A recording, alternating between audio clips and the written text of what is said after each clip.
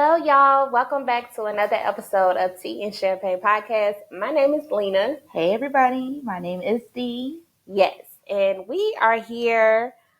Dee will be leading this episode. You want to introduce the topic? Yeah, let's get into this topic because I'm excited about it.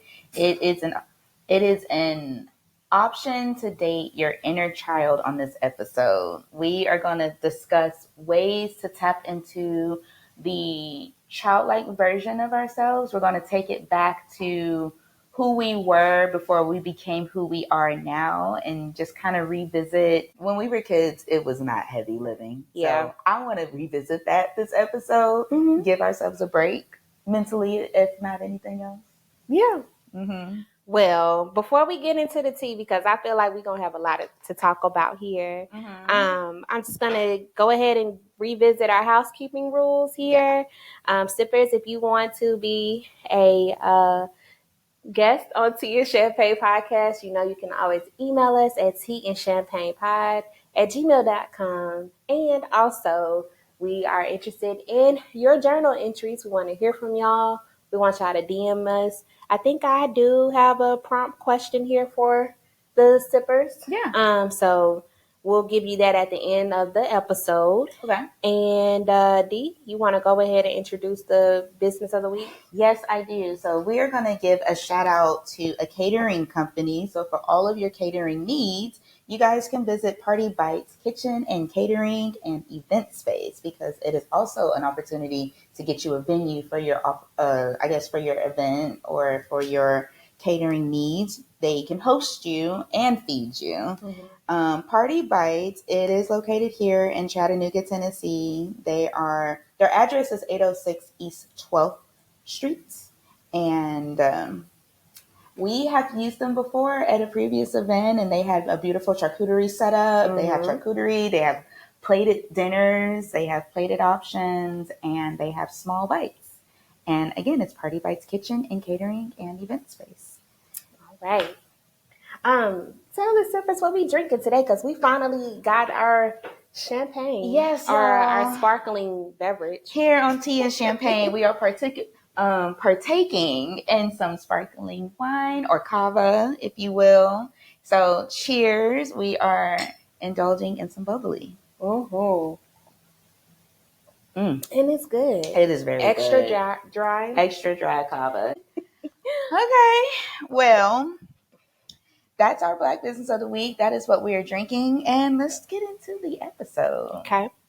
So, Lenah, let's start with your perspective. If you could go back to your childhood and revisit what made you happy as a child, if you could even reintroduce those concepts into your adulthood, what would you do? How would you implicate that into your life right now to make things, less stressful or more enjoyable? How could you, It's funny that you say that because I feel like I'm already doing that now. Okay. When it comes to the podcast Yeah. and blogging, being a creative. Mm-hmm. I think that is something that I've always wanted to do as a kid. Mm-hmm. I used to record myself. You remember the tape recorders? Yeah.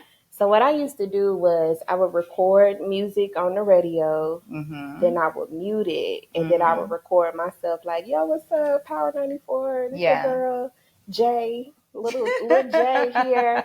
I'm on the radio here. Okay. So I used to do those things. So to be able to put on a production like this and have a talk show with my best friend, I think that is something that is making me happy as an adult. My inner child is really excited about that. I love to hear it. What about you? Same. I used to be in the mirror all the time, reenacting scenes from movies. So there was a piece of myself that I do believe wanted to go into showbiz, which is wild because I was so shy as a child and just like as an individual naturally. So showbiz didn't feel like a natural alignment. It was just fun to do and have some make-believe with it. I had a huge imagination as a child. And I'm going to back up just a little bit and tell you guys where I even got this idea from, because Antoinette, our friend Antoinette, she had a mental health event at the public library in Chattanooga not too long ago, where we got around in circles and had dialogue with mental health professionals. Mm-hmm. And in one of the circles that I attended, Dr. Kia Ruffin, who is a beautiful Black woman psychologist, might I add. Shout her out. Yes, Dr. Kia Ruffin. She led a circle about mental health and how we navigate those challenges. Mm-hmm. And one of the people in our circle, if I'm not mistaken, she said her therapist asked her how she would date her childlike self, and or how she would date her inner child. And so Dr. Ruffin had us all give examples of how we would all date the inner child of ourselves. Mm-hmm. And I just thought that concept was so cool. Mm-hmm. So I wanted to get your take on it. Mm-hmm. And I love that you are able to kind of live out that experience through our podcast. I feel like the podcast gives me a chance to live out something that I didn't think I was, hate to say, good enough to do, or that I thought I was too shy to do, to be in front of an audience. I'm proud of myself for letting go of how people think about me, which I think also taps into my inner child, because I think when you're a kid, you care less about what folks think. That's why they're so unfiltered. Yeah. And kids always ask the most bold questions because they're not worried about, if I ask this bold question, how am I going to be, accepted? They just do what they do. That's why they act out too, because they're just, so there's some concepts of children that I would like to reincorporate into adulthood. But on top of that, I had a big fashion, interest. Like I used to cut up my mama's silk shirts that she would want to give to the Goodwill, y'all. The old, silk 70s things that she wasn't wearing anymore. She would either give them away or give them to me. And I would cut them up and make gowns and put them on my Barbie doll bodies. I'd take the heads off of them so they would look like mannequins and drape beautiful gowns. And I used to sketch clothes, and my parents thought I was going to be a fashion designer. Spent a lot of money on this real one book. And if I was going to date my inner child, I'd tap back into that too. Maybe take one of these sewing classes on Wednesdays at the Smart Oasis. Mm-hmm. And dust off my sewing machine, get some patterns. Mm-hmm. I've been watching a lot of Project Runway lately, which is giving me some motivation to get back into that. Well, as far as designing, that probably would be a good challenge for you. But I feel like your style, you're really good at that. You're very well as far as like putting things together. Where I know I can call you and be like, Dee, what you think about this outfit? You think these shoes gonna be okay with this? You know what I mean? Like you coordinate very well. So I think a lot of that you're still doing right now. It's just probably just putting the design together. Thank you for saying that. I respect your fashion sense too. Okay. All my friends are bad at clothes. And when I say bad, I mean good. Like, we baddies. We all can dress. Because I'm not hanging around with nobody that can't put on no clothes. I'm just kidding. I will, but I'll help you. I'm sorry. I just attract people that know how to dress naturally. I usually, tend to find people that have cool sense of style.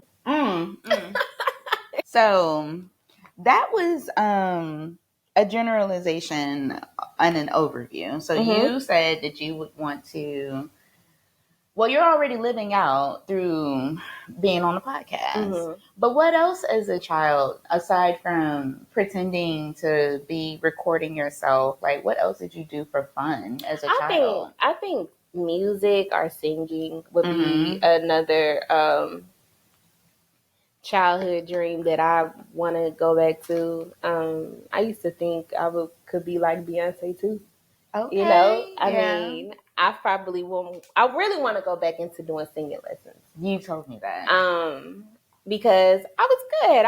I grew up in a church choir. I sang in vocal music in my performing arts high school. You know? So I think I would probably want to go back to that, or just give it a try, just to explore it. I don't know if I'll record, an album, but maybe sing it live in concert, like maybe something like that. Or a small venue, like, when we were at in New Orleans, where those people were just singing on stage and people were coming in and out the venues, maybe something like that. Do you think reintroducing some of that has any impact on your mental health? Do you think if you get into one of those, spells of being down and you're just going through something, do you think remembering that side of yourself and remembering who you were as a child and kind of tapping into that would bring you out of your moments where you're down? Or do you think that's two different types of approaches to solving any, transgressions? No, I think this helps a lot. More than music. Like creating the blog is based on being bored. I need something to do. I want to get into marketing or, maybe creative direction too. But what am I doing with that time? Am I going to wait 2 or 3 years after I go back to school and then find a job, or could I be creating something now? Yeah. And I'm grateful, like the whole concept of content creation is what it is now. It's something that was kind of like a joke at first, it seemed like, but people are making money off of content creation, good money. And shout out to Kai Cenat. Yeah. Excuse me, I probably said that very country. But Kai Cenat, is that his name? How you say it? Kai Cenat. Okay. Shout out to him because he changed the whole game of content creating. He did. To streaming, and now he's doing his Megatron. Nice. There we go. Thank you, Jenzy. Mafia-thon, and he is doing good. I mean, he's got Mariah Carey was on there. Not Jamie Foxx. No, Marlon Wayans. Break it down for me though. What is the Mafia-con? So it's is it a 30-day streaming? He does marathons of like consecutive 30-day streaming, so he doesn't stop streaming. He'll have tons of guests. Like he's had. Is he not going to bed? He's streaming it while he sleeps. Yeah.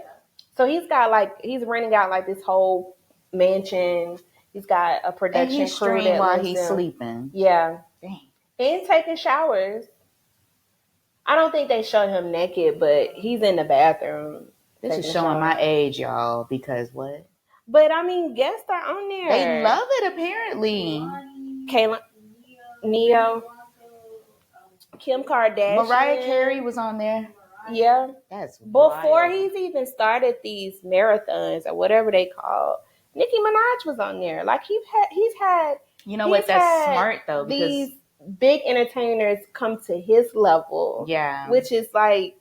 I know Snoop Dogg was on there before this Mafia-thon. I think I saw Snoop Dogg and everybody. It's smart because his following is huge. Yes. But he's changed the game where, okay, podcast is probably saturated. I mean, it's still a new wave, but everybody has a podcast, but it's not like you're going to get the biggest guest on your podcast today. Yeah. He's got hella guests or famous people on there for his stream. Right. And people are watching online. Like he's probably the biggest streamer artist. So that's what's content creating. Young black boy. Yeah, he's changed the game. So I'm just saying like doing this, not necessarily I would like to get to that level, but I'm saying like what I'm doing right now is really giving me joy. Editing, creating my own story, creating my own narrative, being vulnerable with people. I'm always emotional and I love to talk about my feelings. Yeah. But to put that in media form and publish it and put it out, I'm having a good time with that.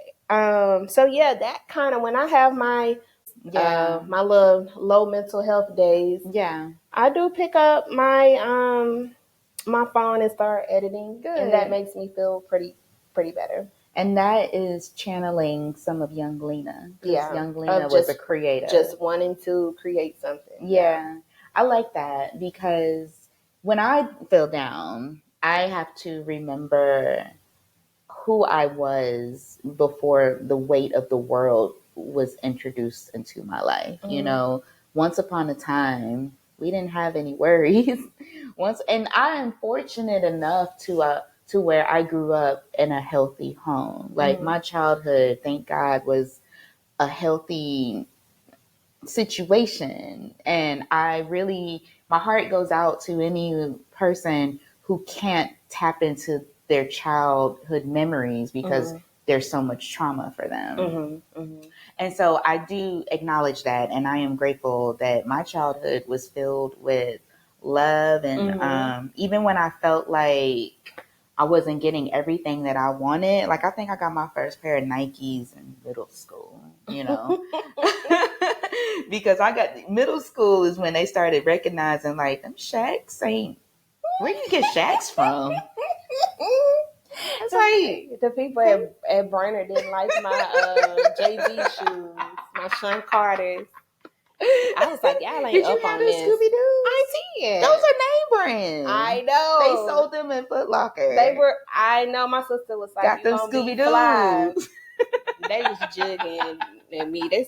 Somebody said, y'all wear them to cut grass in.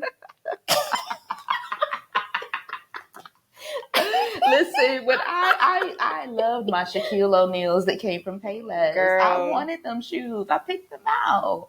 And they was like, Shaq don't make shitty shoes. I'm like, clearly he does. You be having to educate people. Like, Michael Jordan not the only person that makes shoes. Dang. So from that point forward, I was like, Mom, Dad, can I please have some Jordans? But I ended up with some Grant Hills, which shout out to Grant Hill because he had these Filas back in the day. Them things was fly. I'm not laughing at that, but it still wasn't Nike, was it?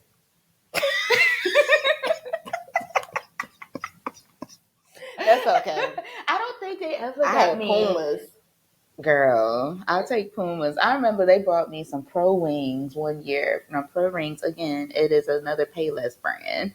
And you remember them British Knights? Yes, but that's a brand. I know. Them things was, listen, them pump Reeboks. I wanted those so bad. Me too. Anyway, I say all that to say this. Despite those challenges of not getting the shiny things, my childhood was great. Like, we went to Niagara Falls. We used to go to New York. We used to travel to Chattanooga. When we lived in Maryland, traveling to Chattanooga was vacation for us. And coming down to see my Southern family members and cousins and grandmamas and granddaddies and uncles and aunts. That was such a blessing. That was a beautiful experience. And my mom and dad were taking on all the responsibilities of coordinating those travelings. And all we had to do was sit in the back and work in our map books. Because back in the day, there was this thing called a map. And we used Not back in the day. My mom and dad used to give us these activity books, highlights, if y'all remember that. I used to love working in those books and doing the activities and like actually traveling with them through those activity books. Reading, like my mom used to take us to the library for fun. And it was a beautiful concept that back then I didn't take it as that was an affordable thing for us to do. I just thought it was fun. I go to the library and check out 20 books for free. Yeah. I used to check out magazines when I got to middle school and high school. I'm like, we're going to check out this Jet, these Essence, the Source. I used to check those out from the library. So again, just remembering those experiences and just reintroducing that back into my adulthood. Like remembering, like, you know what, I can't afford to go to Italy right now, but I can read this novel about this family that's in Italy, or watch these TV shows about buying a home in Italy. I get my life about these international house hunters. I get my whole experience. And I remember watching that when I was young. Like I used to watch all these interior design shows. And I just remember feeling good watching that and just go back to doing that and just cuddle up in my blankets and I have a day. And I think that has helped my mental health. Like, I know I'm not the only one who finds ways to get away through books, which is a free concept. And I've introduced that into raising my own kids. Taking them to the library was fun for them. And now the library has computer labs and they would go to the library, get on the computer, the Chattanooga Downtown Library has dedicated their whole second floor to kids. Mm-hmm. And so we used to go to that library floor and they thought we were in Disney World because of the colors. Yeah. And I'm just trying to do something, too. You know, I'm like, it's free. We used to go to the Creative Discovery Museum on the first Thursday of every month because it was free. Did they know that's why we were there? No. They were just having fun. And I hope that the way that I remember my good memories is things that they can tap into when they are challenging or navigating different challenges and going through challenging moments. Yeah. I have a question in regards to your childhood. How do you reparent yourself when old wounds pop up? Okay. Whew.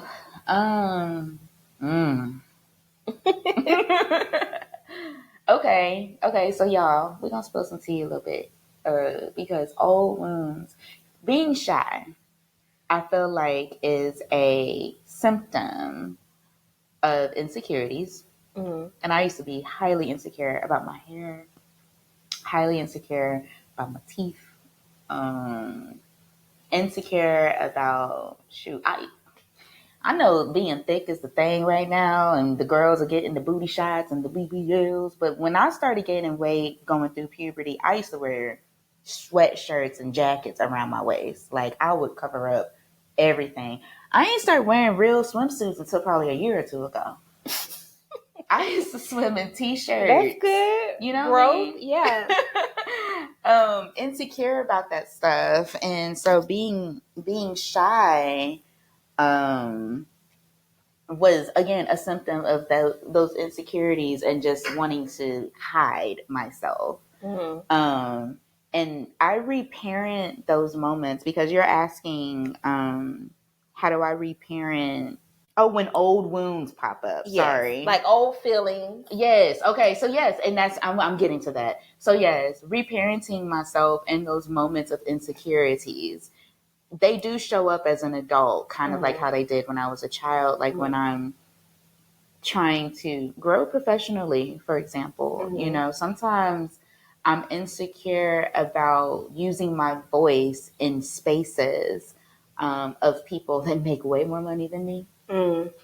And I think that's real. Yeah, I think I position myself to stay in my place to a fault. And I have to reparent myself in that moment and say, your place is where you want to be, not where society thinks you're supposed to be or where your company thinks you're supposed to be. If you want to talk to, if you are middle management or if you're an individual contributor and you want to talk to a chief of a department, you should be confident enough to do that. Like if you want to do that, they're humans. So that's me reparenting myself, reminding myself they are human beings. Yeah. I love this meme that Barack Obama has. It's a clip, not really a meme, but I shared it on my story on Instagram. And he's being interviewed. I can't remember what setting he's being interviewed on, but he says, like, you always need to act like you belong wherever you are. That's what they do. That's what they do. And y'all know who I'm talking about when I say they. And he says a lot in between, but he ends it with, because everybody just spoke. They just spoke. Yeah. And they were conditioned to be confident in spaces where they might not have been qualified. They have been conditioned from jump, from youth. That's how a different group of people were raised. They're conditioned to have this natural confidence about themselves. So they get into these rooms that, you know, even whether they're qualified or not, they present themselves as if they are. Yeah. So I have to remind myself of that. That is true. That goes with faking it till you make it. It does. And if you messed up, it's okay. Yeah. When I reparent my child, I just try to get out of my head because it'd be like little things like, I don't like the way I talk. I don't like the way I look. I don't like the way I smile. I don't want to wear my hair like this and that.